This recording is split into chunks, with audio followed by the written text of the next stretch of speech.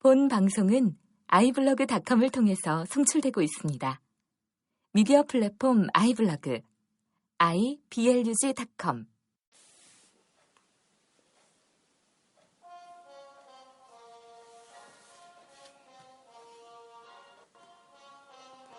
네, 안녕하세요. 자, 오늘 철학과 굴뚝청소부 두 번째 시간 스피노자 편을 다뤄보도록 하겠습니다. 지금 나오는 음악은 여러분 차이콥스키죠. 네, 그래서 저는 개인적으로 클래식을 싫어하진 않습니다. 고등학교 때 여러분 클래식 합창부 지휘도 했었거든요. 그래서 합창반 사실은 거의 고등학교 때 서클이야 놀면서 하는 경우가 많지만 그래도 연습만큼 되게 진지하게 했었던 서클이었는데 되게 엄격했고요. 그래서 그때 나름대로 클래식에 관련된 곡들도 합창곡도 불러보고 또 지휘하면서 여러 가지 배워보고 또 배워보고 했지만 그래서 개인적으로는 좋아는 하는데 그렇다고 정말 매니아가 될 수는 없는 것 같더라고요. 그 이유는 바로 여기까지입니다. 제가 지금 이 나오는 이게 피아노 협조인가요? 어쨌든 저는 이 클래식의 어려움은 그 곡이 아무리 좋아도 그 곡의 이름을 나 같은 일반인들은 알기 어렵다라는 점이죠. 쉬운 클래식에 대한 여러 가지 접근들도 여러분 이제 최근에 많아지고 있는 건 그래서 정말 좋은 현상이라고 생각합니다. 클래식의 어떤 도도한 문턱을 좀 낮추고 일반인들도 접근할 수 있게끔 만들려고 하는 그죠? 나중에 한번 고급 문화와 대중문화, 조금 저급 문화라고 표현하는 사람도 있는데 그런 문제도 한번 다뤄보도록 하죠. 여하튼 딱 요 부분이죠. 지금 나오고 있는 이 부분 이상부터는요. 이게 엄청 길어요, 여러분. 이거 러닝 타임이 무려 40분짜리거든요. 그러니까 내가 알고 있던 이 차이콥스키 이 곡 되게 좋아하는데라고 했는데 알고 보면 꼴랑 앞에 한 2, 3분이었다라는 거. 그 뒷부분은 집중하기 힘들 정도로 굉장히 이제 길어집니다. 그래서 이 부분은 정말 이 클래식을 사랑하는 분들은 끝까지 들으시겠지만 저 같은 일반인들은 듣기 쉽지 않은 부분이겠죠. 여하튼 잠깐 어떤 음악으로 시작할까 하다가 제가 이 피아노 곡으로 시작을 했습니다. 네, 더 진지해지기 전에 오늘의 이제 수업을 시작하도록 해보죠. 저번 시간에 여러분 이제 철학과 굴뚝청소부 저자는 이진경님입니다. 이진경님 실제 시간 아마 서울산업대학교 예전에 서울산업대학교라고 했죠. 어쨌든 지금 아마 그 학교에서도 이제 계속 강의를 하시는 것 같은데요. 일단 그래도 이진경 교수님뿐만이 아니라 말 그대로 여러분 이제 인문학에 관심 있는 분들은요.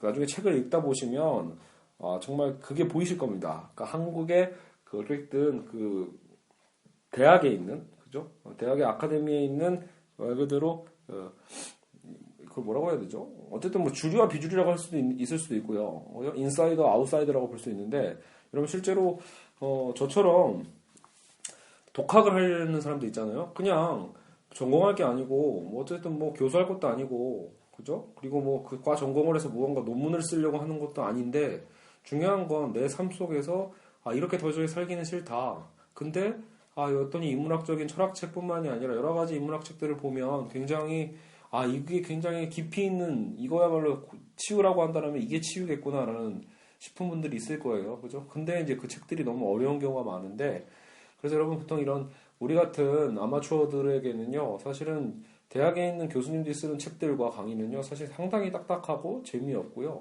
사실 무의미한 경우도 많이 있다고 저는 감히 생각을 합니다. 물론 그분들 입장에서는 너희가 들을 기가 없어서 그런 거 아니냐라고 이제 얘기하실 수 있겠죠. 마치 성경의 말씀처럼 귀 있는 자는 들을지어다.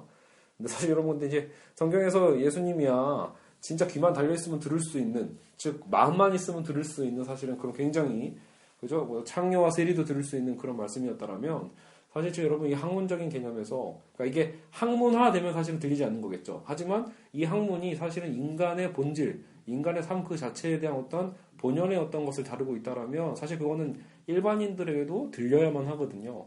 그러니까 아마도 저는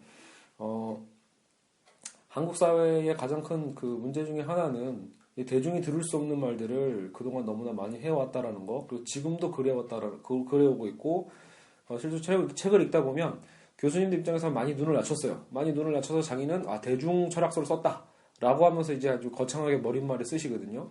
근데 읽어보면 이거는 역시 철학을 공부 안 하신 분들이 보기에는 너무나 힘든 책이겠구나라고 싶을 정도로요. 말 그대로 우리 아마추어들의 어떤 이 눈높이, 그죠? 이 독해력을 너무나 과대평가하는, 그러니까 아마도 본인들이 너무 구름 위에 있어서 그랬겠죠. 근데 이제 역으로 여러분 이 아웃사이더 철학자분들이 좀 계시는데 저는 또 대표적으로 이 이진경님도 거기에 속한다고 봅니다. 이분의 활동이 뭐 전형적인 어떤 그 인사이더적인 어떤 그죠? 어떤 그 교수님들 어떤 사회에서 인정받는다기보다는요. 제가 보기엔 오히려 저 같은 저처럼 이제 책을 좋아하고 그죠? 그리고 조금이나마 어떤 그런 책들을 더 많이 섭렵해 가면서 무언가 이 저자들을 좀 닮아가고 싶고 삶에 대한 것을 좀 더 주체적으로 살아가고 싶어하는 이런 어떤 아마추어 분들에게는 사실 굉장히 선구자 같은 분일 수 있어요. 이 철학과 골드청소부가 제가 그렇게 칭찬하는 이유도요. 말 그대로 그런 교두보를 마련해 준다라는 거죠. 단순한 호기심에서 그 호기심의 깊이를 좀 더 찔러줄 수 있는 이 주체와 대상이라는 어떤 이 도식을 정확하게 풀어내고 집요하게 끌고 가고 있다는 게 이 책의 가장 큰 장점이라고 제가 첫 시간에 말씀드렸죠. 그러니까 그 부분들을 너무나 잘 살리고 있는 책이다. 여러분 그런 면에서 이게 저는 최고의 철학 입문서라고 보고 있는 거고 또 여러분 또 개인적으로 뭐 최근에 이제는 예전에는 제가 오히려 간간히 소개했었는데 지금은 소개할 필요가 없는 분이 이제 강신주 선생님이죠. 그래서 그분은 이미 이제 너무나 대중화돼서 아니 뭐 대부분 특히 이번에 최근에 또 상담 쪽으로 많이 하시는 바람에서도 그런데 여러분 이제 저는 오히려 이제 강신주 선생님의 어떤 뭐 강연을 들어서 알게 된 게 아니라 사실 한 6, 7년 전에 처음에 저도 이제 논술 이런 거 찾아보고 공부하기 시작할 때 그때 이제 노자와 장자를 비교하는 어떤 이분이 쓴 책이 있어요. 그래서 그 책을 보면서 이거 굉장히 쉽게 설명하면서도 굉장히 분명한 어떤 포인트를 너무나 잘 썼구나라고 했던 그 기억이 나요. 그래서 그것 때문에 이 저자를 기억했거든요, 제가. 근데 그 이후로 이 저자를 기억하게 되니까 이 저자의 책을 조금 찾아보게 되고, 그렇죠? 그래서 이게 굉장히 좀 잘 와닿고 또 그러면서도 굉장히 또 나름대로 우리 아마추어 분들이 보기엔 또 깊이가 있는, 그렇죠? 이번에도 최근에 여러분 칼럼 보면요. 어떤 이제 그 제도권 교수님들이죠. 이분들이 전형적인 이 비제도권 교수, 그 강신주 선생님 같은 경우도 비제도권 교수였다가 아마 지금, 그죠? 아마 대학 강의보다는 주로 이제 거의 인문학, 일반 바깥에서, 그죠? 말 그대로 사설 아카데미 이런 데서 강의를 하시는데, 그러니까 이런 분들도 실제로 이제 그 일반 학계에서 보기에는 이제 전형적인 이 사람은 진짜 인문학자가 아니다라고 얘기를 하고 있거든요. 저는 개인적으로 굉장히 뭐랄까 이런 걸 우려스럽다, 이런 전 진짜 인문학이 아니다. 그래서 굉장히 뭐 이 힐링이 남발이다, 뭐 이렇게 얘기를 하는데 여러분 제가 보기엔 이거는 지금 일종의 무한소급 현상입니다. 그러니까 서로가 계속 지금 뭔가 이 사회에서 뭔가 유행하고 흐름만 되면 자꾸 짝퉁이다라고 자꾸 치부해 버리는 거죠. 우리가 지금 주체와 대상에 대한 개념을 얘기하고 있잖아요. 그러니까 이것도 여러분 일종의 그런 개념으로 분석하는 시각을 한번 가져보세요. 그러니까 기존에 어쨌든 이 지식 권력이라고도 표현할 수 있는데 이 지식 권력을 갖고 있던 이 사회의 일종의 학문적 지도층일 수 있겠죠. 그렇게 불려왔던 분들이 보기에는 본인들은 대중적으로 인기가 없는데 물론 자신의 제자들 세계에서는 왕이죠. 거의 킹 오브 더 킹이죠. 그죠? 근데 이분들이 정작 그들의 눈을 낮춰가지고 대중과 소통할 생각은 하지 않고 있다가 또 다른 자들이 자꾸 어떤 인기를 끌게 된다라면 거기에 대해서 굉장히 이제 무조건 천박하다라고 이제 얘기를 하거든요. 이렇게 얘기하고 있는 저 역시도 사실 이제 자기계발서 어떤 부류의 책들 굉장히 싫어하다 보니까 쉽게 그렇게 얘기하는 경우가 있는데요. 그럼에도 불구하고 여러분 저도 예를 들어 스티브 잡스인가요? 스티브 잡스나 아니면 심지어는 저 구글의 어떤 창시자들의 어떤 이런 개발서 정도는 읽어봤거든요. 그러니까 그런 것들은 사실 굉장히 또 도전받는 부분이 있더라고요. 그러니까 다 여러분 모든 거를 도식화, 여러분 이걸 전체화 시킨 거죠. 동일성의 논리라고도 할 수 있는데 무언가를 묶어가지고 그게 이건 다 아니야라고 만약에 여러분 모두죠. 결국 모두 잘못됐다 이렇게 얘기할 수는 없다라는 거죠. 항상 여러분 보석과 같은 책들은 그 복석과 같은 개개인의 사유들, 개별성, 다양성의 어떤 사유들은 숨어있기 때문에요. 결국 여러분 함부로 그렇게 재단하는 건 문제가 되는데 결국 이전에는 자기계발서를 통한 어떤 치유가 문제였다. 그렇죠? 그래서 어떤 이런 말 그대로 쉬운 어떤 그 시민 강자식이었던 이런 강의들이 너무나 똑같다라고 하면서 옛날에는 뭐 김미경의 뭐 아트 스피치부터 시작을 해서 여러 가지 이제 이분들이 비판을 받다가 최근에 이제 강신주 선생님의 어떤 이런 상담 개념까지 넘어오니까 이제는 또 강신주 선생님이 굉장히 이건 인문학이 아니다라고 또 하면서 이분을 또 비판을 하거든요. 근데 저는 물론 이제 이분에 대한 호불호는 갈릴 수 있어요, 개인적으로요. 그런데 이건 인문학이 아니다라고 얘기하는 것도 의미가 없는 게, 여러분, 받아들이는 자의 몫이라고 저는 생각합니다. 자꾸 누가 컨텐츠를 어떻게 만들어내는가에 대한 생각만 하면서 비판하지만, 지금 그것을 받아들이고 있는 대중과 소비자들이 결국 거기에 대해서 내 삶에 대한 문제인식을 느끼고 누군가는 여러분 여기에 강연 중독증이 될 수도 있어요. 물론요. 그건 부작용이죠. 그러니까 강신주 선생의 강의만 계속 듣겠다. 이게 또 쫓아다니면서 정작 자신의 삶은 변화되지 않는, 그러니까 자신의 삶을 실천하지 않는 건 오히려 사회적인 부작용 맞습니다. 하지만 누군가는 그 강연 한 번만 들었어도 거기에 대해서 이 사람의 책을 좀 봐야겠다. 그 책에서 좀 더 깊이 있는 얘기들을 읽게 되고 그걸 통해서 소개를 받는 거죠. 저는 예를 들어 바따유라고 하나요? 조르지 바따유나 아감벤 이런 사람들 이름은요. 일단 강신주 서적에서 읽었던 기억이 나거든요. 그렇게 해서 알게 되면 그때부터 제가 관심이 생기는 거죠. 그죠? 그래서 읽게 되는 거고요. 그죠? 그러니까 그런 어떤 여러분 연결점 교두보가 될 수만 있으면요. 여러분 그것은 받아들인 자의 삶이 변화되는 측면이 있다라면 여러분 그것이야말로 오히려 그게 인문정신에서 맞다라고 볼 수 있죠. 그래서 참고 내가 갑자기 또 욱해서 이렇게 설명이 길어졌는데 이거를 결국 여러분이 거리의 철학자라고 해서 강신주 선생님 얘기도 하고 있지만 결국 여러분 그때그때 시대의 어떤 흐름과 소통에 대한 방식을 잘 캐치하는 것도 중요한 학자들의 몫이라고 보고요.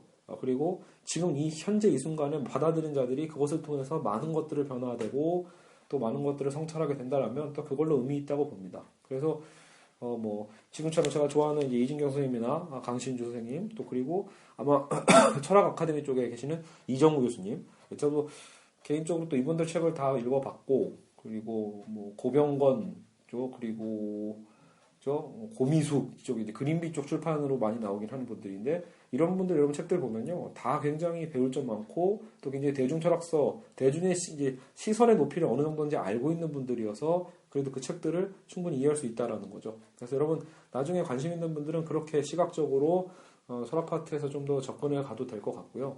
또 제동근 교수님들이 다 그렇다고 여러분 상아탑이라고 제가 또 치부하는 것도 아니죠. 저 개인적으로는 그러니까 저는 이제 그 서강대에 있는 강영환 교수님 이제 벌써 이제 노 교수님인데 저 이분의 책들도 굉장히 많이 봤고요. 이분을 통해서 레비나스를 소개받았다고 하면 되나요? 책을 봐서 개인적으로 전혀 모르는 사이지만 레비나스의 책도 레비나스를 알게 돼서 굉장히 저한테는 충격적이고 지금도 저는 앞으로 계속 공부하고 싶은 사람이 저 레비나스 엠마누엘 레비나스고요. 그리고 갑자기 하려니까 또 생각이 안 나네요. 그래서 여하튼 여러분들이 그 학교에서도 물론 이제 유명한 교수님들 계시고 또 나름대로 친절하게 잘 강의하시는 분들도 있기 때문에 그렇다고 다 싸잡아서 이분들은 자신들의 상아탑에 갇혀 있어 라고만 또 얘기할 수는 없겠죠. 단지 항구적 풍토가 여전히 그게 강하다라는 건 사실이라고 계속해서 저도 듣고 있는 상황이니까요. 자, 여하튼 제가 지금 떠들다가 13분이나 지나갔네요. 자, 그러면 이제 본격적으로 스피노자에 대한 부분을 시작하겠습니다. 사실 아까 잠깐 실천에 대한 개념을 얘기를 했거든요. 받아들이는 사람들이 어떻게 그냥 자신의 삶을 변화시키는가에 대한 부분인데, 그리고 여러분 이제 오늘 이 스피노자에 대한 부분은요, 이제 데카르트가 이제 여러 제친 이제 근대의 어떤 존재론과 그리고 이제 인식론 그리고 이제 윤리학에 대한 이 세 가지 어떤 부분에서 어떤 차이를 보이고 있는가 이걸 초점으로 이제 해설을 하도록 하겠습니다. 물론 당연히 여러분 이건 제 개념이 아니라는 거 잊지 마세요. 이건 엄밀하게 그렇죠? 이거는 이진경 선생님이 쓴 책에 저는 단지 그거를 읽고 그리고 읽은 걸 조금 더 쉽게 풀어내려고 노력하는 것뿐입니다. 그러니까 이 강의의 가장 큰 문제점이 될 수 있는 위험성은 제가 얘기했다가 전혀 엉뚱한 저자의 의도와 다른 해설을 한다거나 그리고 혹은 내가 제대로 이해하지도 못한 거를 횡설수설해서 여러분들의 머리를 더 복잡하게 한다면 그때는 사실 이 강좌는 의미가 없는 거겠죠. 저도 사실 저한테도 벅찬 부분들이긴 하지만 제가 이제 이해한 만큼만 그래서 설명해 드리도록 하겠습니다. 참고로요, 여러분 이 수업에 들어가기 앞서서 시작했는데 이미 근데 문제는 이제 스피노자에 대한 어떤 이 지점을 여러분 파악할 때 사실 이 책이 갖고 있는 의미가 더 큰 이유가 뭐냐면 여러분이 보통 스피노자 하면 묶음으로 이해하고 계신 분들이 많거든요. 철학 입문을 이제 막 하시는 분들에게는요. 데카르트와 스피노자와 라이프니츠라고 하면 여러분 벌써 이게 묶음 현상이 벌써 떠오르죠. 고등학교 때 윤리 시간에 대륙의 합리론과 영국의 경험론 이렇게 할 때 이렇게 세 세씩 외웠죠. 3대3. 3대3 농구도 아니고 아주 유치하게 이렇게 묶어가지고 외웠었는데 대륙의 합리론은 뭐죠, 여러분? 결국 본유관념, 이성이죠. 이성을 통해서 연구했던 이성을 통해서 자신의 어떤 사유를 개진했다라고 보는 거고 영국의 경험론자들은 그 이성을 반대한 거죠. 타고나는 지식은 없다. 오히려 인간은 타블로라사라고 하나요? 뭐 백지에서 태어나는 거죠. 백지적인 어떤 백지화된 상황에서 태어나서 그 백지에 우리가 결국 경험을 통해서 백지의 도화지에 이제 써내가기 시작하는 거죠. 이 경험이 모이고 반복되다 보면 가장 엄밀한 어떤 지식을 찾아낼 수 있다라는 게 영국의 경험론이죠. 여러분 그리고 또 하나의 통념의 잘못된 거는요. 이렇게 3대3식으로 나누고 있을 때 자칫 영국의 경험론은 그래서 막 주관주의다라고만 표현해서 어떤 상대성의 논리로 여러분 그러니까 상대주의 개념으로 쉽게 그냥 치부해버린 사람들이 많이 있거든요. 근데 여러분 그렇게 외우면 위험하고요. 일단 왜냐면 여러분 실제로 나중에 그 학생들의 문제가 나올 때도요. 대학 문제 나왔을 때도 굉장히 이 부분이 많이 헷갈려서 독해에서 엄청나게 틀리거든요. 그러니까 이게 어쨌든 주입식 암기가 가장 큰 문제죠. 학생들이 윤리 시간에 집중해서 들을 마음은 없고 암기식으로 외우려고만 하고 거기에 맞춰서 선생님들도 그냥 암기식으로 혹은 참고서에서 그렇게 묶어가지고 내던지니까 이런 현상이 벌어지는데 여러분 개인의 어떤 주관적 경험이라는 것 자체가 처음부터 상대주의다라고만 막 얘기할 수는 없는 게요. 특히 영국의 경험론의 입장이요. 여러분 대륙의 합리론자든 영국의 경험론자든 시대적으로는 다 언제죠? 바로 이제 근대의 학자들이잖아요. 특히 근대 초기죠. 초중기. 그러니까 여러분 근대의 목적 자체가 뭐였는지를 기억하셔야 됩니다. 신에게서 벗어나는 거죠. 신의 절대성에서 벗어나서 인간의 절대성 그리고 인간 지식의 절대성에 대한 걸 찾기 위한 독립선언서라고 제가 얘기를 했잖아요. 그러니까 독립하기 위한 과정인데 그 독립이 물론 불완전해요. 하지만 어쨌든 추구하는 바는 뭐죠? 결국은 신에게서 벗어난 인간이 스스로의 어떤 능력을 통해서 자연을 바라보는 측면의 어떤 정확한 지식, 엄밀한 지식에 대한 것을 찾아가는 과정이니까 절대적이고 객관성을 추구한다는 것은 변함없는 지식, 그 어떤 틀이거든요. 그렇다면 방법론의 차이일 뿐이다라는 거죠. 대륙의 합리론자들은 이성을 통해서 진리를 찾고자 한 거고 영국의 경험론자들은 뭐죠? 영국의 경험론자들은 경험을 통해서 진리를 찾고자 했다라는 거죠.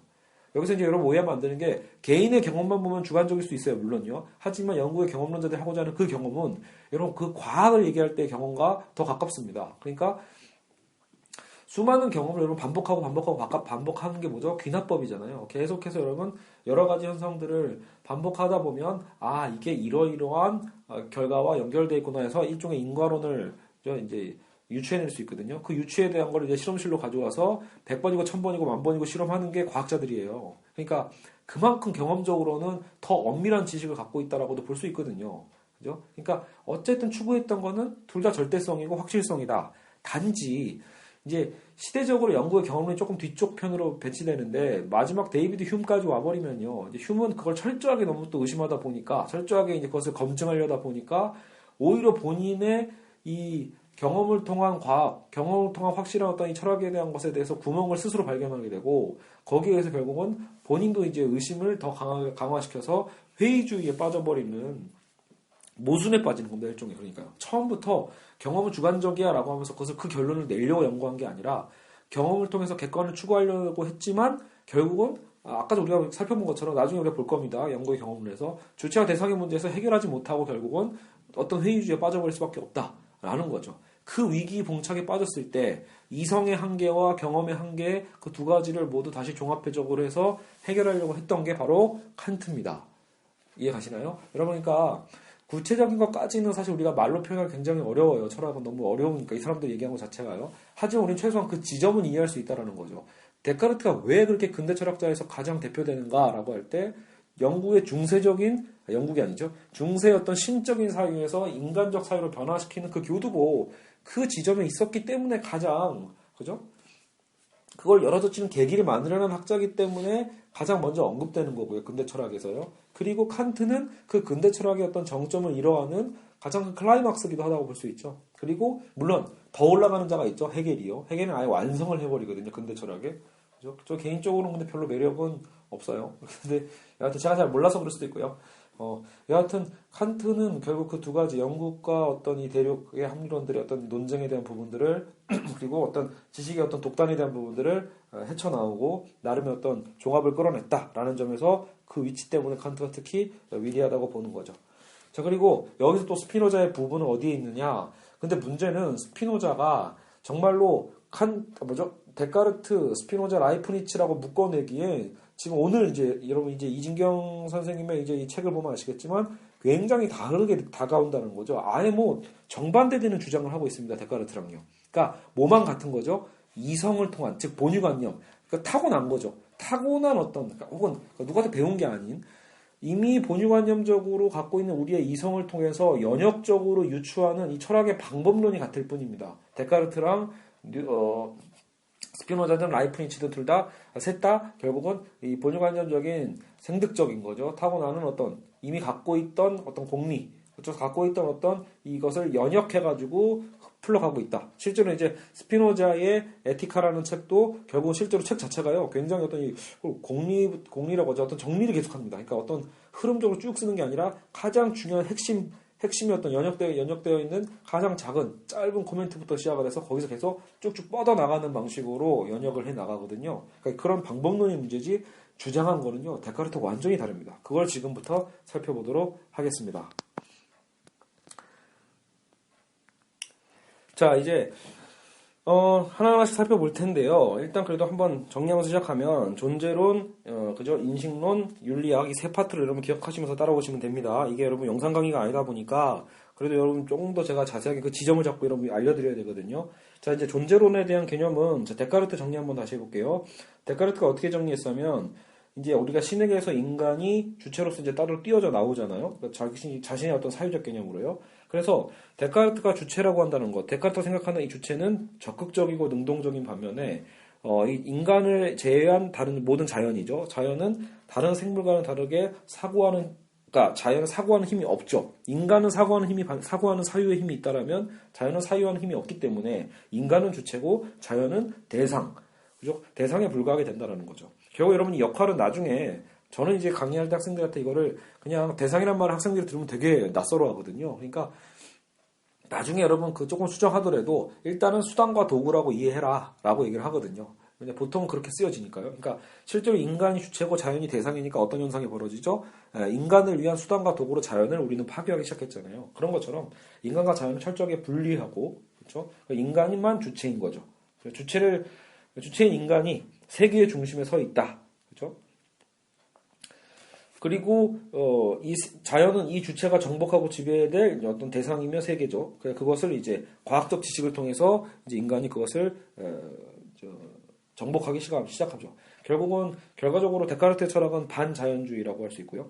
자, 그러면 스피노자는요, 사실은 그 지점 자체를 이제 비판합니다. 자연이 정말로 수동적인 지배되어야만 하는 대상이냐라고 할 때 그렇지 않았다라는 거죠. 그러니까 데카르트가 얘기했던 수동적 자연이 아니라 스피노자는요, 나름대로 능동적이고 활기 있는 어떤 자연에 대한 것을 주장하면서 반박을 합니다. 그래서 이제 이런 새로운 존재론에 대한 걸 살펴볼 거고요.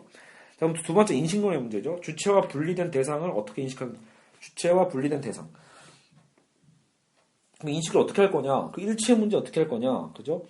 어떻게 하면 우리는 진리에 도달할 수 있는가라고 할 때 여러분 데카르트의 방법론 뭐였죠?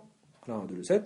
과학주의죠. 그러니까 과학주의의 발전을 통해서 우리는 그 인식에 대한 한계를 극복할 수 있을 거다. 혹은 이제 이성의 완전성이라고도 표현했었고요. 근데 이제 스피노자는요. 그 두 개의 실체를 가져가는 데카르트 비판합니다. 그러니까 데카르트는 왜 사유와 연장이라는 개념으로 또 이걸 나눴었잖아요. 연장에서 이제 연장 자체가 이제 물질이고 자연이 되는데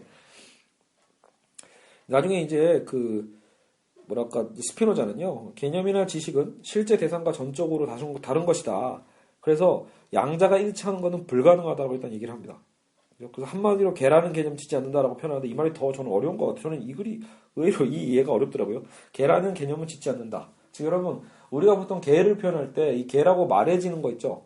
실제로 우리가 지금 바라보는 막 꼬리 흔들면서 다가오고 있는 우리 집에 있는 강아지, 그게 곧 개잖아요. 근데 우리가 그 개라고 생각하는 개념도 있죠.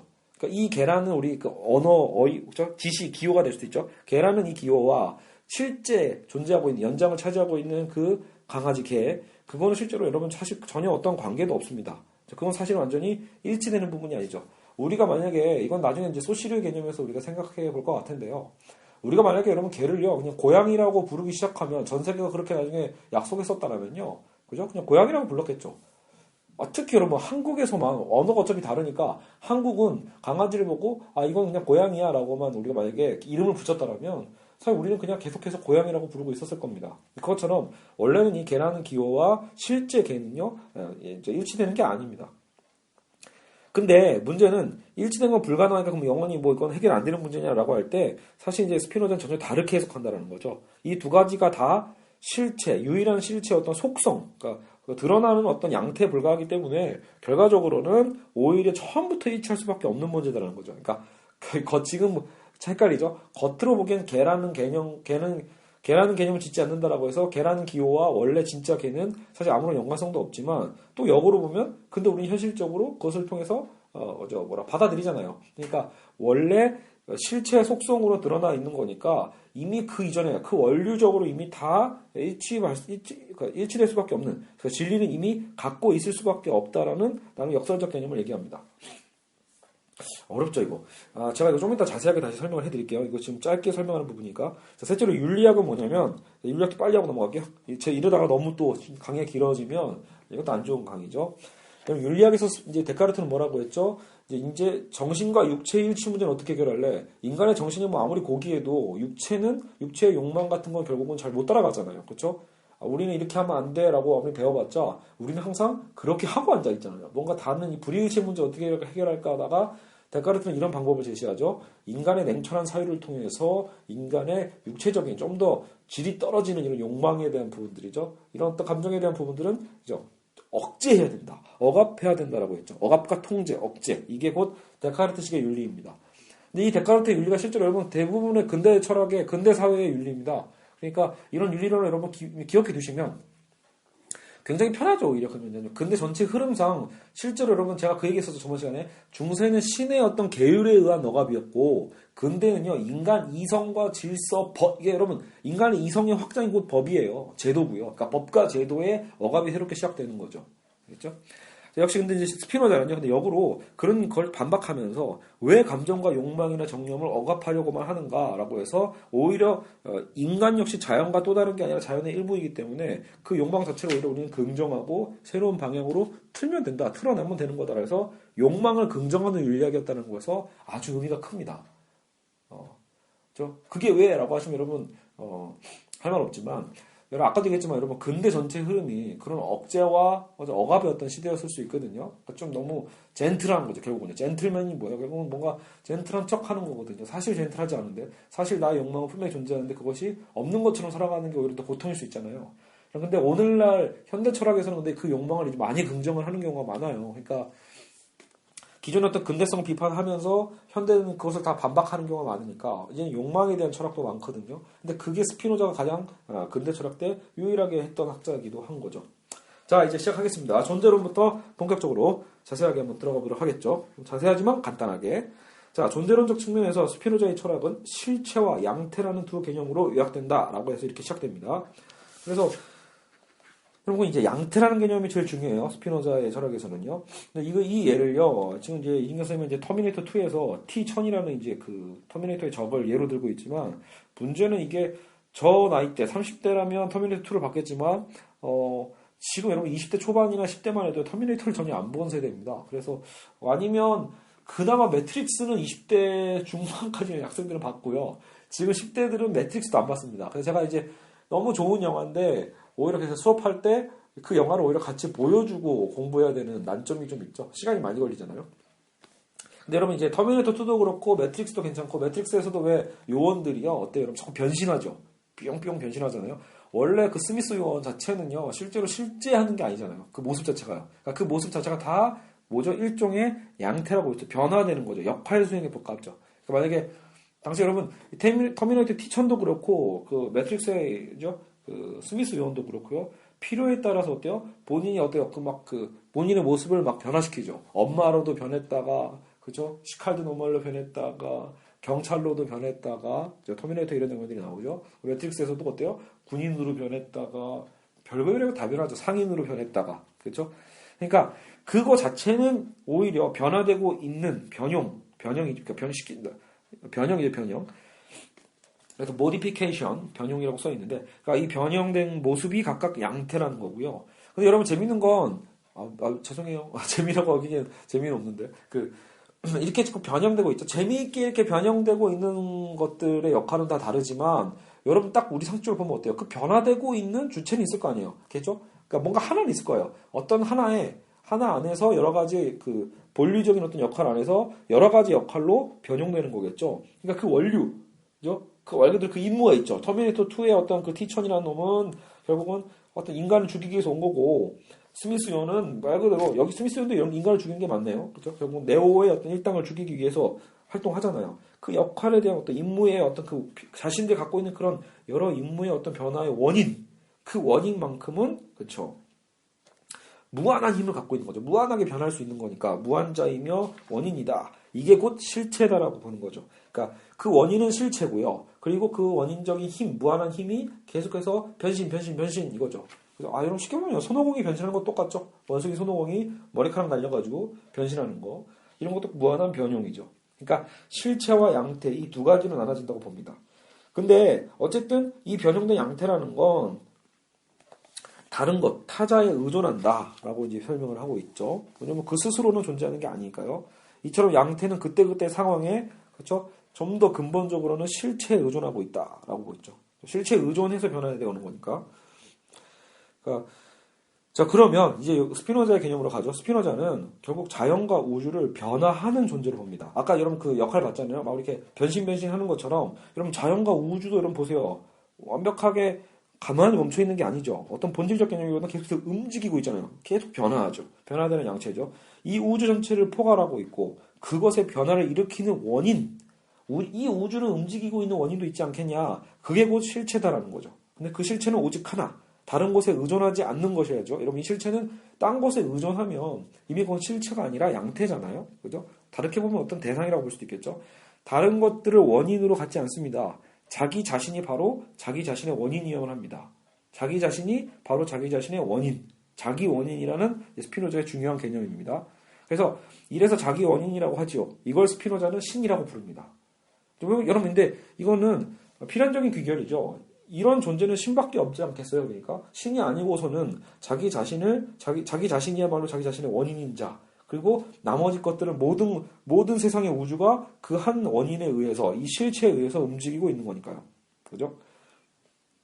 근데 여러분 여기서 이렇게 되면 데카르트랑 뭐가 다르냐? 결국은 신이 밖에서 무언가 능력을 주고, 그죠? 본유관념을 주고 그 본유관념에 의해서 인간이 막 많은 걸 해내고 있지 않냐? 그죠? 그리고 아까 역할 변형이라고 했는데 그 결국은 데카르트가 얘기했던 그죠? 또 다른 어떤 그 연장적 실체 아니냐? 그죠? 물질 아니냐? 결국 변화되는 거니까. 라고 여러분 생각할 수 있지만 절대 그렇지 않습니다. 가장 중요한 건 여러분 여기서 등장을 하죠. 이 신이요. 데카르트가 했던 신은 사실은 여러분 세상 밖에 있는 신에 더 가깝거든요. 세상을 창조한, 그러니까 세상을 대상으로 창조한 거죠. 근데 이 스피노자의 신은요. 자연 안에 있다라는 게 핵심입니다. 신은 우주 밖에서 있는 게 아니라 그죠? 자연 안에서 모든 변화의 원인을 곧 주관하는 자입니다. 이건 자연 자체를 뜻한다. 결과적으로. 자, 여러분 이것은 굉장히 중요한 거죠. 신은 곧 자연이다. 이런 뜻에서 유일한 실체는 신이라고 여러분 지금 논증을 했지만 결국은요. 이 신의 특성이 결국은 뭐다? 자연이 곧 이제는 자연이고 실체라는 어떤 논리로 귀결되는 거죠. 그래야지만 결국은 어떻게 된다? 전체적인 어떤 신의 역동성, 신이고 자연이니까 자연의 어떤 이 변화 안에서 사실은 인간도 포함되어 있다라고 넣어버리는 거죠. 그러면 실체는 오직 하나가 되면서 하나이자 곧 전체이기도 할 수 있어요. 실체는 오직 하나지만 그 실체가 이미 자연과 하나가 됨으로써 사실은 이게 일종의 범신론적 개념이 됩니다. 그러니까요. 신은 모든 곳에 그러니까 깃들어 있는 거죠. 모든 자연에 신의 섭리가 깃들어져 있으며 그 신의 에너지, 신의 힘에 의해서 움직이고 있는 수많은 양태들, 변화들이다라고 봅니다. 자, 여러분 보면 도식적으로 다르죠. 데카르트는 실체가 몇 개였죠? 2개입니다. 그죠? 정신, 사유와 그리고 물질, 그리고 육체, 이 어떤 물질적 연장을 실체, 2개의 실체로 놨죠. 그러다 보니까 이 2개의 실체에 대한 분리적 현상이 벌어지는데 스피노자는 실체가 오직 하나입니다. 모든 것을 움직이는 힘의 원인, 그 실체 하나. 근데 그 실체가 알고 보면 자연과 함께 있어. 그래서 이 자연을 함께 역동적으로 움직이고 있다라고 보는 거죠. 자, 그래서 결국 신은 신이고 자연은 곧 실체이자 곧 양태이기도 한 거죠. 그죠? 실체 겸 양태. 그죠? 아, 그럼 또 이게 뭔 장난이냐 싶을 거예요, 여러분. 실체와 양태가 또 같다고? 라는 거니까. 자, 어쨌든 여러분, 근데 자연은 끊임없이 변하죠. 물이 흐르고, 계절은 변화하고, 이런 가변적인 것들의 집합이 바로 자연이니까, 이 자연의 모든 에너지, 원동력은 신이다. 근데 곧 신은 곧 자연이기도 하다라는 거죠. 실체는 양태로 그래서 표현된다라고 표현하는데, 이는 곧 실체는 양태로서 존재한다라고 이제 들레즈가 해석하는 것을 인용하고 있습니다. 여러분, 어차피 실체는 여러분 생각해 보세요. 실체가 양태와 완전히 다른 존재라면 드러날 수가 없죠. 예? 여러분 다시 신으로 볼까요? 신의 속성 안에 여러분 자연의 속성 안에 신의 속성이 없으면 자연 속에서 신을 발견할 수가 없거든요. 그렇죠? 그러니까 신과 자연은 완전히 떨어져 있는 존재가 되고 다시 얘기하면 자연이 신과 완전히 다르면 예를 들어 피조물이 완전한 신과 완전히 다르면 신은요 자기가 컨트롤할 수 없는 자기가 모르는 완전히 새로운 어떤 존재에 결국 뭐예요? 구속될 수밖에 없는 거거든요. 예, 왜요? 본인이 전능한 자라면 그 전능한의 어떤 그 특성, 완전성 안에서 완전한 비스무리한 것들이 튀어나오는 거지 완전성 안에서 완전하지 않은 완전히 다른 것들이 튀어나오는 건 아니잖아요. 그래서 이제 그 논증을 한 겁니다. 스피노자는요. 결국 신은 우주 바깥에 있을 수 없다. 우주 바깥에 있는 신이 아니라 그건 신이 아니라는 거죠. 곧 신과 세상은 완전히 달라지고 결국 세상에 종속되는 신은 그러니까 여러분 우주가 갖고 있는 걸 신은 갖고 있지 못하다라면 그건 곧 신이 아니지 않냐라는 어떤 논리적인 모순을 지적하는 거거든요. 그래서 곧 신은 우주 안에 이미 존재한다는 거죠. 우주 안에 존재하고 그 우주의 신의 실체적인 그것은 곧 자연이며 이 실체는 곧 양태로서 존재할 수밖에 없다는 거죠. 우리가 그 실체를 인식하는 이유는 이 수많은 자연의 변화와 흐름 속에서 이 양태로서 존재하는 것을 표현되는 것을 우리는 알게 되는 거죠.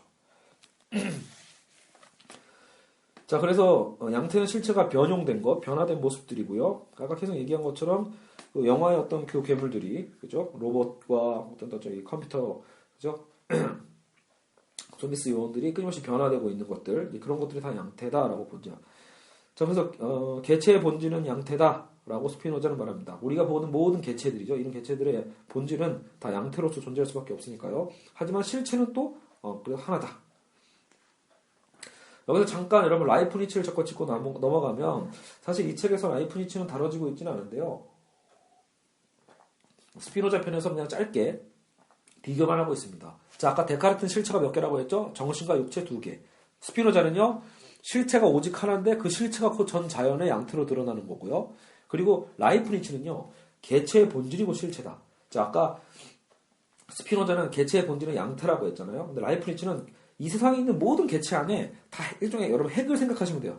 모든 개체 안에 다 실체가 다 하나씩 들어있다는 거죠. 실체가. 그래서 실체는 무한하다고 오히려 무한계입니다. 무한계. 모든 개체 각각이 내부에 고유한 힘을 가지고 있고 개체 각각이 실체다. 그죠? 그리고 그 실체를 라이프니츠는 단자, 모나드라고 부릅니다. 나중에 그래서 여러분들 라이프니츠는 이렇게 실체가 이렇게 무한하면 이게 어떻게 다 일치되는 삶을 살아가냐라고 할 때 이때 예정조화설이라고 어떤 이제 기독교에서 나오는 신학적 개념인데 신의 어떤 예정조화설적 개념으로 이 모나드의 자체가 이미 결정되어 있음을 또 나름대로요. 그러니까 자유주의와 결정론의 역설은 사실 기독교 신학에서 되게 중요하거든요. 근데 그 개념을 라이프니츠도 도입을 합니다. 제가 대학교 1학년 때 그래서 이 라이프니츠에 대한 강의를 들으면서 굉장히 나름대로 거의 뭐 겨우 감도 잘 안 잡히면서도 이 예정조화라는 말 자체에 굉장히 전율했던 기억이 나거든요. 그래서 나는 앞으로 라이프니츠를 공부해야 되는가? 라고 생각했는데 그 후로 진짜 저는 개인적으로 라이프니츠가 한 권도 읽어본 적이 없네요. 그래서 저도 많이 알고 있지는 않습니다. 자, 거의 알고 있지 않습니다. 이게 낫겠죠. 자, 그리고 그러면 이렇게 비교한 것 뿐이라는 거죠. 실체를 무한하게 봤다라는 거. 그래서 자, 스피노자의 실체는 자기 원인이라고 했죠. 자기 원인이고 여러분 지금 저기 다자인이라고 했잖아요. 다자인. 제가 지금 여러분 우리 강의하고 있는 우리 그 팟캐스트 그림 보면요. 독일어 다자인을 제가 써놨죠. 그게 이제 독일어로는 현존재, 사실은 하이데거의 현존재적 개념으로 제가 써놓은 걸 수도 있지만 사실 제가 한글로 여러분 나름대로 엉터리 한자로 제가 써보면요. 마늘 다자에다가 스스로 자자, 자기 원인의 어떤 원인 인자를 제가 썼었거든요. 그렇게 해가지고 제가 한때 이런 어떤 이 다자인 어떤 이것을 다자인 논술이라고 해서 이 표를 만들었었는데 이것도 많은 자기 원인을 갖는 다자들의 모임이다. 이런 식으로 얘기를 했었죠. 사실 이것도 역설적인 말이거든요. 자기 원인을 갖는 건 신 하나잖아요. 실체적 하나밖에 없는데, 근데 그런 자들이 또 많은, 그죠? 그런 실체적 원인이 많은. 말도 안 되는 말이죠, 쉽게 보면요. 근데 그 말을 제가 만들어냈던 기억이 나네요. 자, 여튼, 무언가를 스스로 만들어내는 힘이 곧, 자연이고요. 자연은 곧 이 생산적 힘으로 가득 차 있다고 표현합니다. 생산적 힘으로 가득 차 있는. 여러분들 벌써 이 얘기 들으면 굉장히 공감 가는 분이 또 많아요. 자연은 정말 여러분 살아있는 것 같죠, 저쪽에. 죽어있는 대상이 아니라 자연은 막 용암처럼 움직이는 것 같죠, 역동적으로. 그렇죠? 그래서 자연은 사실은 외부에 있는 어떤 것에서 창조된 게 아니라 스스로 만들어지는 거가 되는 거죠. 그러니까 신이 이제 창조한 게 자연이 아니라, 여러분 아까도 얘기했지만 신이 곧 자연이 되잖아요. 스피노자의 신은 곧 자연이니까, 그렇기 때문에 자연 스스로 만들어내는 거죠. 자기의 힘으로 만들어 가고 있는 것이죠. 그래서 여러분 이제 여기서 두 개의 개념을 쪼갤 수밖에 없게 되는데, 여기서 역시 착각하면 안 되는 게 이게 실체가 쪼개지는 건 아닙니다. 자연을 두 가지로 분류하는 거죠. 그러니까 능산적 자연이라고 해서 나투라 나투란스라고 이제 발음하거든요. 산출하는 자연, 그죠? 뭔 말이냐라고 할 때 여러분 그냥 쉽게 생각하세요. 아까 에너지가 솟는다고 했잖아요. 그러니까 자기 스스로 만들어가는 능동적 자연이라고 생각하시면 돼요. 능동적으로 무언가를 만들어간다, 생산적이다라고 보시면 됩니다. 그래서 자연은 실체에 의해 만들어지고 수동적인 거다라는 측면에서는 산출되는 자연이라는 뜻도 갖고 있어요. 그러니까 두 가지 자연이죠. 산출하는 자연, 산출되는 자연. 나투라 나투란스가 산출하는 자연, 능산적 자연. 산출되는 자연은 나투라 나투라타라고 해서 소산적 자연이라고 번역을 합니다. 그러니까 뭐 여러분 어려울 거 없어요. 그러니까 자연의 특성엔 이미 여러분 아까 그 우리 자연 안에 신적인 자기 원인적인 실체도 있고 또 양태적으로 드러난다고 했잖아요. 그러니까 이 두 가지를 말만 바꾸시면 돼요. 신의 어떤 이 개발적 에너지, 생산적 에너지에 대한 게 그 자연이니까 둘 다 자연이다 보니까 헷갈리죠. 그러니까 자연의 역할론이라고 보시면 됩니다. 자연에서 산출하는 자연, 에너지가 있는, 또 그 에너지를 받아서 변화되는 자연이 있다라고 그 스피노자가 구분을 하고 있죠. 동시성. 그러니까 능동과 수동의 결합체가 또 자연이다라고 보는 거겠죠. 그래서 중요한 여러분 이제 자주 나오는 이제 현대철학에 자주 나오는 표현이네요. 생성이라는 단어가 표현되죠. 자연에 공존하는 이 두 가지 상반되는 힘을 스피노자는 생성이라고 생선이 아니라 생성된다라는 거죠. 그래서 인간과 자연은 그래서요, 여러분 구별되는 게 아니라고 보는 게 이제 되게 중요한 포인트입니다. 인간은 오히려 자연의 일부에 불과하죠. 그죠? 능산적 자연과 그리고 이제 소산적 자연에 대한 여러 가지 이 결합체 안에서 인간도 그 일부를 차지하고 있다라고 보니까 이렇게 되면 여러분 이제 존재론적으로 우리 지금 존재론 다루고 있죠. 존재론적으로 데카르트가 완전히 다르죠. 데카르트는 인간이 주체고 자연은 대상에 불과하다라면 오히려 스피노자의 자연관 안에서는 인간은 곧 자연 속에 있고 그리고 곧 자연 자체가 하나의 실체고 곧 양태다라고 보는 겁니다. 자, 여러분 이렇게 보시면 그럼 스피노자의 개념은 동양 철학과도 굉장히 비슷하겠구나. 오늘날의 어떤 생태주의와도 비슷하겠구나라고 여러분 벌써 유추해 볼 수 있겠죠. 예. 무조건 같다고 할 수 없지만 어쨌든 그 개념을 굉장히 또 서구에서는 굉장히 빠르게 주장한 거라고 볼 수 있습니다. 여러분 그래서 스피노자가 파문당한 거예요. 기독교 시대잖아요. 아직도 기독교의 힘이 나름대로 다 끝난 게 아니었거든요. 기독교의 힘이 여전히 강했던 시대에 그죠? 이 유대인 철학자가 그걸 부인해 보니까 실제로 어때요? 그런 종교의 어떤 그 범죄에서 아예 이제 파문당하죠. 굉장히 계속 위험한 삶을 살다가 갑니다. 자, 그리고 이제 인식론적 측면 넘어갈게요. 두 번째, 인식론. 자, 43분이네요. 1시간 내로는 끝내야 될 텐데, 그죠? 그래야 우리가 집중력이 그렇잖아요. 1시간 넘어가면 여러분 어른들도 힘든데. 자, 인식론 볼게요. 이제 여러분 존재론은 좀 확실히 좀 아시겠죠? 자, 인식론적 측면에서 보면 실체와 속성이라는 개념으로 요약된다. 스피노자의 논의는요. 우리 아까 배웠죠? 실체, 속성, 그죠? 그 실체이자 그것이 곧 양태, 속성으로 드러나니까요. 근데 데카르트는 아까 사이와 연장이라고 우리는 구분했다고 했잖아요. 자, 그래서 이제 이 두 가지 데카르트는 해결하지 못했던 사이와 연장이라는 두 가지 개념이 어떻게 우리는 주체가 대상을 인식하는가라고 보는 그 부분을 어떻게 해결할 것인가 볼 때, 자, 일단 스피노자의 신은요, 여러분 관념적 신이 아닙니다. 그러니까 스피노자의 신은 곧 자연이라고 했잖아요. 여러분 자연은 뭐예요? 물질이기도 하죠. 그죠? 힘이기도 하지만 보이지 않는 힘일 수도 있지만 그 힘이 드러나는, 그죠? 산출되는 자연에서 개념 보면 결국 물질적인 존재이죠. 그래서 스피노자의 신은 정신적 존재라고 보지 않고요, 사유와 연장을 모두 갖고 있다. 그러니까 사유도 갖고 있고 연장도 갖고 있는 물질적 존재다. 따라서 신이란 영원하고 완전한, 그래서 말씀으로 존재하는 어떤 그런 그 관념론적인 신이 아니라, 존재가 아니라 공간 안에 자리를 잡고 있는, 연장을 가지고 있는 자연 그 자체다. 자, 다시 얘기하지만 그렇죠. 스피노자의 신은 곧 자연입니다. 그래서 실체는 이 속성들을 통해 표현된다, 존재한다고 얘기를 했잖아요. 자, 그러면 여러분 이제 쉽게 생각합시다. 스피노자는 데카르트가 부닥쳤던 일치의 문제 자체를 겪지 않는다라는 거죠. 네? 여러분 보시나요? 여러분 잘 생각해 보세요. 데카르트는 애초에 무슨 일치의 문제가 있었죠? 실체를 두 개로 선정할 수밖에 없었다라고 보잖아요. 사유가 분명히 존재할 수밖에 없는 것 같고, 그건 확실하고. 근데 물질도 다 무시할 수 없는 게, 물질이 다 여러 가지 변화되는 우리 인식의 불안정성을 갖고 있지만, 그럼에도 불구하고 물체가 우리 눈에 분명히 늘 보이잖아요. 인식되잖아요. 인식되는 것 자체에 대한 공간적인 연장은 존재하잖아요. 그러니까 그럼 실체는 이 두 개구나. 사유와 연장.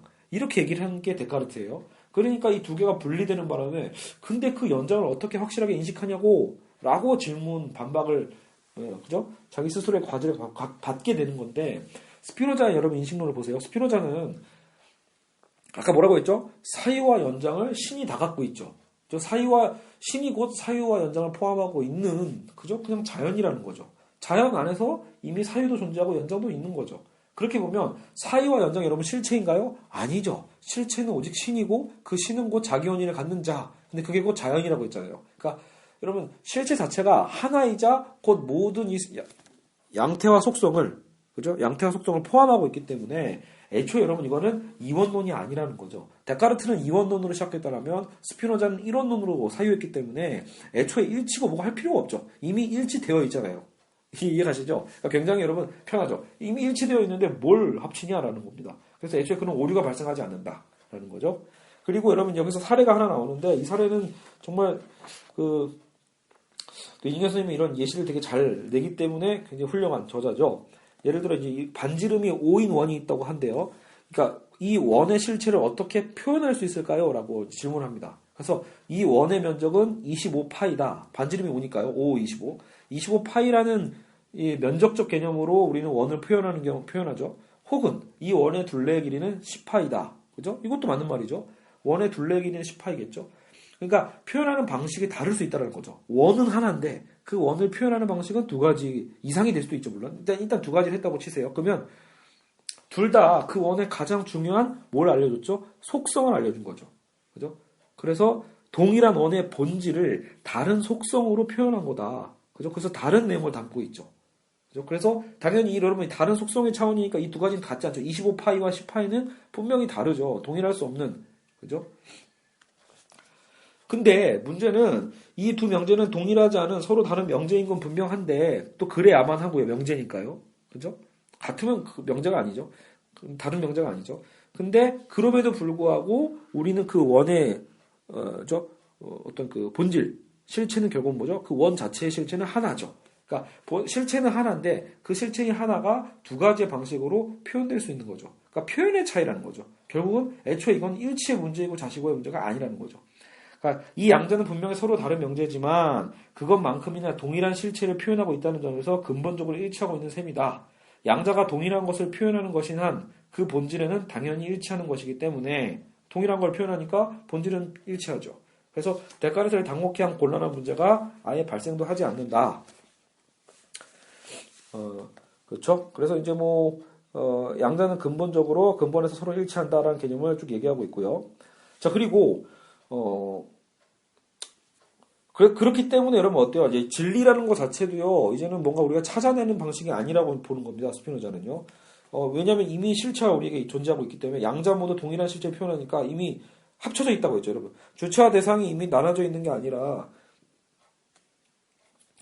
그러니까 스피노자식으로 실체의 그냥 어떤 양태, 표현 이런 방식으로 속성으로 그냥 드러나 있는 거니까 드러나 있는 거에 불과하기 때문에 이미 애초에 일치하니까 진리는 애초에 도달해야 될 목적이 아니라 출발선이 된다라고 획기적으로 이제 설명하고 있습니다. 그죠? 자, 근데 여기에 이제 또 다른 반박이 하나 나와요. 예상되는 반박은 좋아. 그래. 반지름이 5인 원이 그럼 그건 실체는 하나겠지만 본질은 하나겠지만 그게 25파이의 면적을 갖고 있고 또 10파이의 지름을 갖고 있다는 거 그래 인정할게. 그죠? 둘레를 갖고 있다는 거 인정할게. 둘레 10파이. 근데 만약에 누군가는 반지름의 5인 원의 면적을 25파이라고 하는 사람도 있고 27파이라고 하는 서로 다른 판단이 생겼을 때 그때는 어떻게 할래? 그거 서로 다른 그러니까 여러분 견해 차이라고 볼 수 있겠죠. 어떤 보는 관점에 대한 차이가 벌어질 땐 그거 다른 견해는 어떻게 일치할래? 그죠?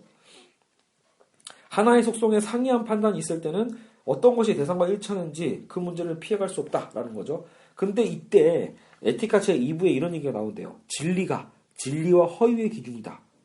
자, 진리가 곧 진리와 허위를 가려낼 수 있는, 구별할 수 있는 기준이 된다는 거죠.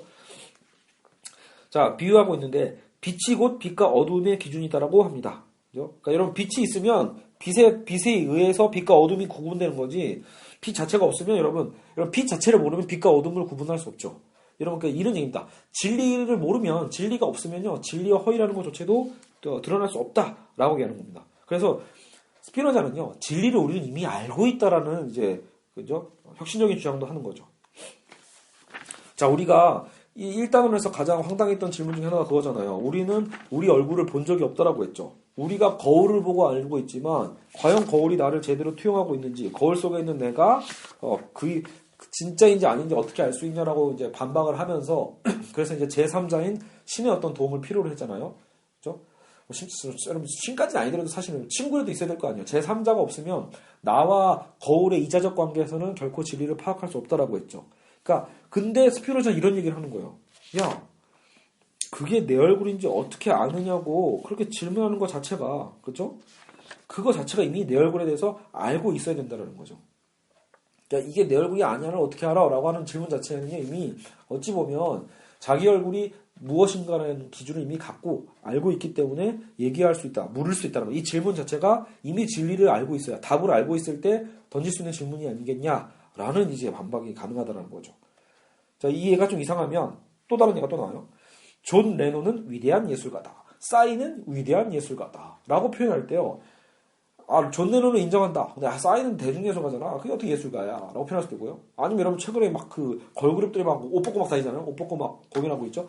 그랬을 때 걸그룹 누구나 얘기하면 될까요? 어쨌든 옷 벗고 다니는 걸그룹들은 그죠? 근데 뭐 예를 들어 걸스데이라고 할까요? 걸스데이는 위대한 예술가다라고 하면 반박할 사람들 많겠죠. 그게 무슨 예술가야? 라고 표현할 수도 있고 옹호하는 사람도 있을 거고요.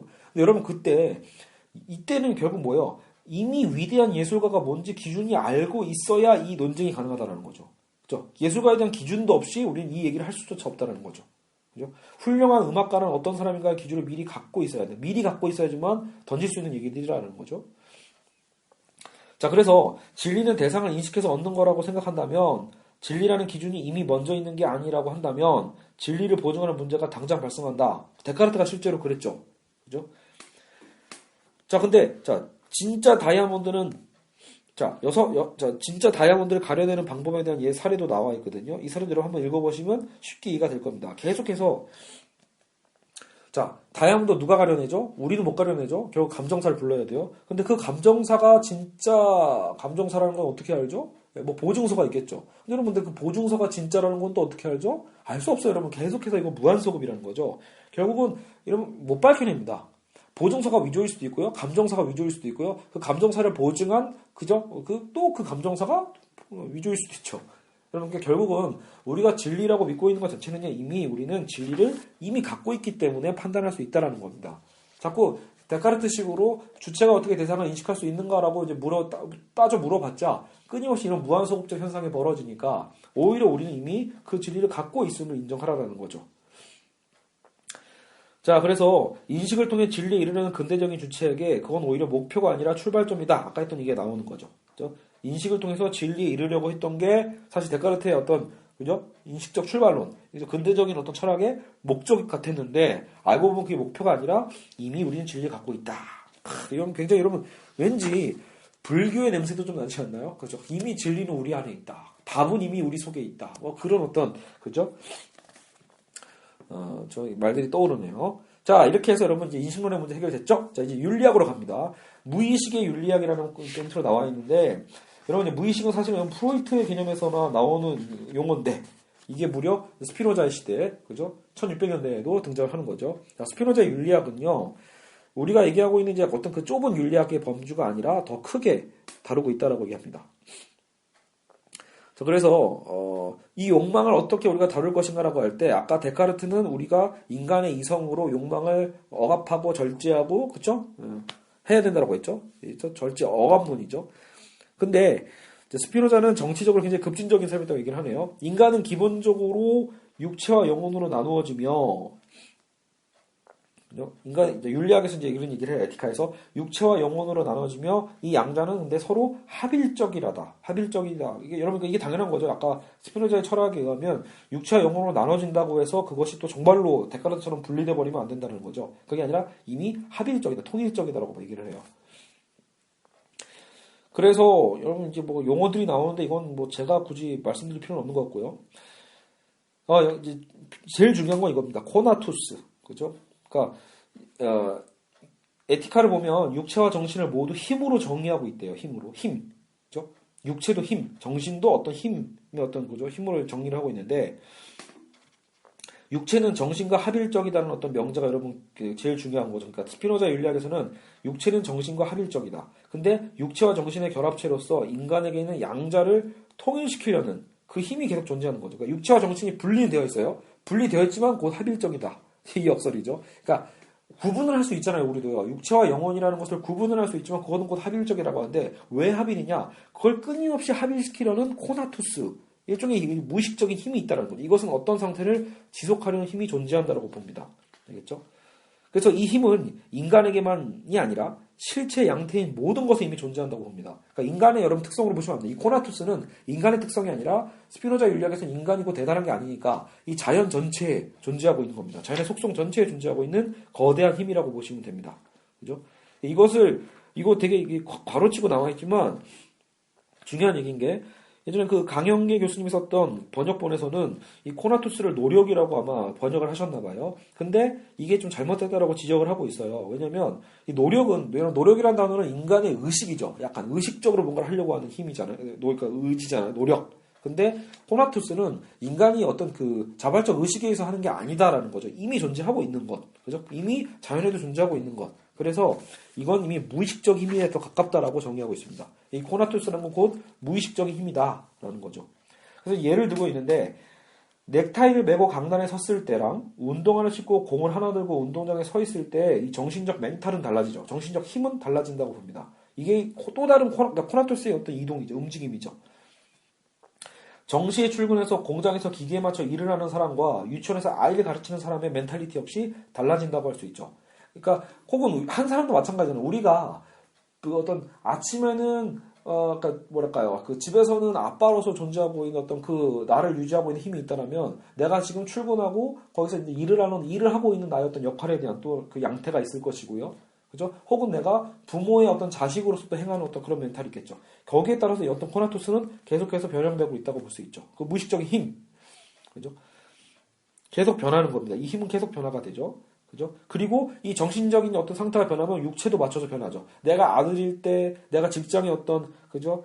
직장인으로서 봤을 때, 어떤 내가 선생님의 역할을 하고 있을 때, 내가 근로 노동자를 하고 있을 때, 그 정신에 맞춰서 육체도 계속 변화해서 따라온다는 겁니다. 그래서 이걸 어떤 억압을 한다는 개념이 아니라 무의식적인 힘이 바로 육체와 정신을 합일시키고 이미 있다라고 보는 거죠. 그래서 코나투스가 정신과 관련된 의지라고 불리고 육체와 정신에 동시에 관련되면 욕망이라고 불린다고 합니다. 이거 정확히 다시요. 정신과만 관련되면 이 코나투스라는 이 무의식적 힘이 정신과 관련되면 우리가 보통 의지라고 부르는 것이고요. 육체와 정신에 동시에 관련되면 이게 욕망이다라고 표현하고 있습니다. 여러분 어차피 학자마다 다 다르니까 그죠? 근데 이제 스피노자에 관심이 있는 분들은 이거를 기억해 두시면 되겠죠. 그죠? 자, 그리고 여기서 중요한 게 이 코나투스를 여러분 듣다 보면 이게 결국 동양에서 얘기하고 있는 기와 비슷하지 않나? 라고 여러분 이제 생각이 드실 겁니다. 기라는 것도 끊임없이 우리 주변에 우리 몸에도 흐르고 우리 자연에 흘러가고 있지만 무언가 힘이잖아요. 기라는 게. 그래서 정말로 기와 코나투스는 굉장히 닮은 점이 있죠. 자, 그래서 데카르트라면 이성의 통제하려 두려고 할 이 욕망을요, 인간의 본질, 그러니까 여러분, 그래서 이제 이 욕망이, 아까 코나투스를 왜 배웠냐? 계속 데카르트는 욕망을 억압하라고 하잖아요. 근데 우리 이 욕망이 뭐라고 배웠죠? 이 무의식적 힘인 코나투스가 육체와 정신에 동시에 관련되는 걸 욕망이라고 정의한다고 했죠. 그래서 이거를 억누르고 통제해서는 안 되고요. 스피노자는요, 욕망은 어차피 타자에 의존할 수밖에 없거든요. 욕망이라는 게요. 여러분 그 욕망이라는 게 아까도 일종의 아까 양태들은 다 여러분 뭐예요? 실체가 하나이기 때문에 그 실체에 의존하는 것 같거든요. 그러니까 욕망은 끊임없이 타자에 의존한다고 봅니다. 그래서 하나의 양태로서 타자에 의존한다라고 표현하고 있고요. 그렇다면 이 얘기는 무슨 얘기냐? 관계 속에서 결국 우리는 존재한다는 거죠. 인간의 욕망이 타자와의 관계 속에서 만들어진다라고 표현합니다. 그러니까 이 욕망은 타자와의 관계 속에서 우리가 어떤 정신과 육체를 합일시키는 에너지로 존재하는 거죠. 그러면 인간의 욕망이 변화될 수도 있겠죠. 관계에 따라서요. 그러니까 데카르트처럼 이성에 의해 욕망을 통제하고 억압하는 게 아니라 이게 되게 여러분 스피노자 윤리학의 매력입니다. 인간관계를 바꿈으로써 욕망을 만들어낸 그 조건이 인간관계니까 계속 의존하는 특성을 갖고 있으니까요. 이 조건을 바꿈으로써 욕망 자체를 전환할 수 있다고 봅니다. 그게 더 현실적이다라고 표현하고 있죠. 그래서 데카르트의 윤리학적 계몽주와는 완전히 다르다라고 보고 있습니다. 욕망은 억누르는 게 아니라 그대로 그것을 인정하고 오히려 그게 문제가 되는 상황. 여러분 욕망이 현실적으로 지금 나를 괴롭히고 있다고 쳐보세요. 내가 지금 여러분 어떤 명품백이 너무 갖고 싶어요. 미칠 것 같아요. 이 미칠 것 같은 에너지를요 계속해서 억압한다고 억압이 되나요? 그거 결국 여러분 병으로 되거든요. 도벽이 될 수도 있지만 그게 또 다른 에너지로 억압이 돼서 엉뚱하게 여러분 화풀이 될 수도 있는 거고요. 무의식적인 힘이니까 여러분 욕망이라는 건요. 그렇죠? 그러니까 그런데 이 스피노자의 개념은요. 그렇다면 이 관계적 힘을 바꾸라는 거죠. 차라리 이 관계성을 바꾸면 욕망이 변화된다라고 보는 겁니다. 여러분 나 명품백을 갖고 싶어하는 나의 이 욕망은요. 결국은 이것도 관계 속에서 이미 설정된 위치 때문에 있어요. 내 위치상 나는 이 백이 필요한 어떤 관계를 불러낸 거거든요. 그렇다면 내가 내 주변을 살펴보고 내가 존재하고 있는 이 관계를 벗어나면 됩니다. 그 관계를 변화시키면요. 명품백이 필요 없는 상황이 될 수 있죠. 그죠? 뭐 극단적인 예를 들어볼까요? 도시에서 살고 있으면 명품백이 필요하지만 여러분 갑자기 시골로 이사가 보세요. 그러니까 완전히 한적한 자연으로 이사가 보십시오. 의미가 없어집니다. 별로요. 그죠? 여러분 실제로 제가 저희 가족이 홍대에서 오래 살다가 지금 최근에 인천 영종도로 이사 왔거든요. 그러니까 완전히 극과 극이에요. 홍대는 여러분 엄청난 상권이 발달해 있기 때문에 거기는요. 진짜 섣불리 머리도 감지 않고 막 추리 입고 돌아다니기 좀 창피하거든요, 확실히. 예, 뭐 떡볶이 하나 사러 가는데도 너무 창피해요. 막 그 젊은이들이 너무 멋내고 오는 곳이기 때문에 저도 그냥 막 가기에는 정말 창피하더라고요. 그런데 역으로 얘기하면 거기서 내가 만약에 굉장히 비싼 옷과 비싼 어떤 명품으로 치장하고 돌아다닌다면 의스될 수 있죠, 뭔가 의시될 수 있죠. 왜? 보여지니까. 사람들의 어떤 타자의 시선에 의해서 보여지니까 내 욕망은 더욱더 한없이 높아가만 가는 거예요. 그러니까 어떤 욕망이요? 멋내고자 하는 욕망이겠죠. 근데 지금 여러분 제가 지금 영종도로 와 있잖아요. 이거 섬이잖아요, 섬. 그죠? 완전 시골은 아니지만 홍대에 비하면요. 시설이 거의 없어요. 아무것도 없습니다. 그러니까 무슨 얘기냐면 여기 제가 이사 와서 아내에게 여보 옷이라도 실컷 사 입어 라고 말만 안 사 돈도 없는데 여보 옷이라도 실컷 사 입어 인터넷으로. 그것도 백화점은 아니에요. 백화점은 절대 살 돈도 없고요. 인터넷으로도 싼 옷이라도 실컷 사 입자 라고 그냥 말을 했지만 여러분 되게 웃긴 게 뭐였냐면 근데 그 옷 입어서 어디서 입을 건데? 라는 거죠. 그리고 이 동네는요, 다 아줌마들이에요. 애 키우는 아줌마들 엄청 돌아다니고 있고, 그죠? 그리고 뭐 번화가가 있어야 뭐 누구한테 뭐 보여주죠, 옷을요. 그러니까 뽐낼 옷이 필요가 없는 동네이기도 합니다. 역으로 보면요. 그냥, 허름하지만 않으면 되는. 그러니까 여러분 어때요? 이게 욕망의 관계가 바뀐 거죠. 사회적 관계가 변하면 욕망도 변하게 됩니다. 그러니까 여러분 이게 바로, 이게 뭐죠? 스피노자의 욕망의 어떤 윤리학입니다. 알겠죠? 굉장히 여러분, 의미 있죠. 그리고 여러분 이런 얘기 하네요. 근데 이 코나토스란 일종의 무의식이라고 할 수 있다고 표현했지만 문제는 정신과 육체의 합일이라는 거 여러분 기억해 두세요. 그러니까 여러분 프로이트는요. 프로이트의 무의식은 어쨌든 이 정신적 개념이라고 볼 수 있기 때문에 좀 다르다라는 거죠. 이 개념은요. 그래서 이진경 선생님의 식으로 말하면 일종의 이건 생체 무의식이다. 그죠? 단순한 정신적 무의식이 아니라 육체와 관련되어 있는. 그죠? 그래서 관계를 바꾸면 욕망도 바뀌는 개념이니까요. 그죠? 이런 맥락에서 우리는 꿈에 대한 스피노자의 이야기도 이해할 수 있습니다. 그렇죠? 그래서 육체와 정신의 상태 속에서 꿈을 꾼다는 건 내 의식과는 무관하게 내 육체와 정신의 상태 속에서 나오는 것이고 내가 그것을 의식하지 못한다고 하더라도 그것은 내 안에서 작동하고 있다. 의식과 상관없이. 이런 것들이 이후 프로이트 이론에서 매우 중요한 역할을 하게 된다는 것. 이건 여러분 다 알고 있죠? 프로이트는 꿈의 해석을 했으니까요. 근데 스피노자의 윤리학은 무의식 개념에 의해 인간의 행동과 정서, 욕망과 정신들을 사고하려 했던 그래서 결코 근대적이지 않은 그러니까 오히려 현대적인 탈근대적인 사고를 보여주고 있습니다. 알겠죠? 자 이제 다 다뤘습니다. 존재론과 인식론과 윤리학에 대해서 스피노자의 개념들을 쭉 살펴봤는데요. 그렇죠? 다시 한번 살짝 정리하면서 마무리를 할게요, 여러분. 그동안 이 스피노자 편 듣느라 고생하셨고요. 존재론에 있어서는요, 데카르트의 존재론은, 그쵸, 좀 주체적인 인간, 그리고 대상적인 자연에 대한 어떤 이 분리에 대한 부분들이 있었는데, 스피노자의 존재론은요, 그쵸, 실체는 오직 하나, 그죠? 데카르트와 달리 두 개가 아니라 오직 하나인데, 그 하나가 또 심지어 신인데, 신은 곧 자연 속에 있는 신, 그죠? 따로 있는 신이 아니라, 곧 자연이고 신이고, 자연은 그러니까 생산하는 자연이고, 생산되는 자연 두 가지의 힘이 같이 움직이고 있는 거라 볼 수 있죠. 그런데 그래서 이 실체 하나가 양태로 움직이고 있는 거니까 존재적으로 결국 그런 문제가 이러한 존재론은 인식론으로 연결돼서 데카르트가 고민했던 주체가 대상을 어떻게 인식하는가에 대한 이원론적인 한계 자체가 애초에 발생하지 않는다가 스피노자의 인식론입니다. 그렇죠? 이미 실체는 하나니까 그 하나가 어떻게 속성으로 드러나는가의 문제일 뿐이지 그것이 어떻게 일치하는가의 문제는 이미 일치하고 있기 때문에 어떻게 일치하는가 자체를 묻는 게 일종의 넌센스가 됩니다. 그리고 윤리학은 어떤 거라고 했죠? 윤리학은 우리 코나투스 기억나시죠? 그래서 무의식적 에너지에 대한 무의식적인 힘, 이 힘들이 정신과 육체를 통합시키려는 이 무의식적 힘이 욕망으로 드러나는 건데 그 욕망은 결코 데카르트식의 어떤 억압과 억제에 대한 그런 윤리학이 아니라 오히려 관계에 대한 변화를 통해서 그 욕망을 오히려 긍정하고 잘 풀어갈 수 있는 방식으로 인간의 어떤 순수한 어떤 그 욕망이죠. 생체 무의식에 대한 부분들을 인정했다는 측면에서 아주 혁신적인 측면을 갖고 있었다. 이게 곧 스피노자의 개념입니다. 근데 이제 스피노자의 이 철학은요, 어쨌든 제가 보기엔 다시 묻히는 것 같더라고요. 그러니까 그 이후에 결국은 스피노자의 어떤 이 반박과 상관없이 근대 철학은 굉장히 강화되기 시작합니다. 어떤 사유로요? 데카르트의 사유의 방식으로 많이 강화가 되고요. 결국 인간의 이성, 객관, 그리고 절대성에 대한 논리가 확산되는 거죠. 그래서 과학 지식은 더욱더 발전하게 되고요. 욕망은 억압되게 되고요. 그래서 스피노자식의 사유는 한참을 기다렸다가 그쵸 나중에서야 다시 재조명되고 발견되기 시작하게 된다고 볼 수 있습니다. 자, 이렇게 해서 오늘 스피노자 편 마치겠습니다. 진짜 제가 하는 게 너무 길어져서 좀 죄송합니다. 원래는 좀 짤막하게 강의를 정말 제가 잘하고 능력이 좋으면 짤막하게 빨리빨리 끝낼 텐데 이거 지금 스피노자 편 하나도 66분이 걸리니 참 고민입니다. 앞으로 가야 될 길이 머네요. 어쨌든 여러분 들어주셔서 감사하고요. 다음 편에는 영국의 경험론 가급적이면 1시간 내에 로크와 버클리와 휴먼을 다 정리했으면 좋겠네요. 제 바람입니다. 근데 이제 그게 칠판 없이 가능한 부분인지는 저도 공부를 다시 해보고 결정하도록 하겠습니다. 네, 고생하셨습니다.